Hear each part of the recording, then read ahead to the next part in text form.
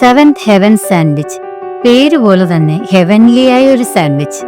അല്പകാലം മുമ്പ് എന്റെ വീടിന്റെ അടുത്ത് ഒരു പുതിയ കെഫെ തുടങ്ങിയിരുന്നു. അതിന്റെ പേരാണ് ദ സെവൻത് ഹെവൻ. ഒരു ദിവസം വൈകുന്നേരം ഞാനും എന്റെ ഹസ്ബൻഡും കൂടി അവിടെ ഒരു കോഫി കുടിക്കാൻ പോയി.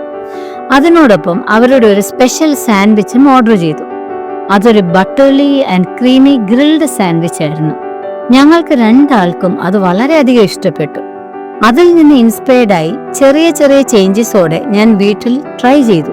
എല്ലാവർക്കും അത് വളരെ ഇഷ്ടപ്പെടുകയും ഞാൻ വീട്ടിൽ ഇടയ്ക്കിടയ്ക്ക് ഉണ്ടാക്കുവാനും തുടങ്ങി. ഇത് ഗ്രില്ല് ചെയ്യുമ്പോഴാണ് ഇതിന്റെ റിയൽ ടേസ്റ്റ്.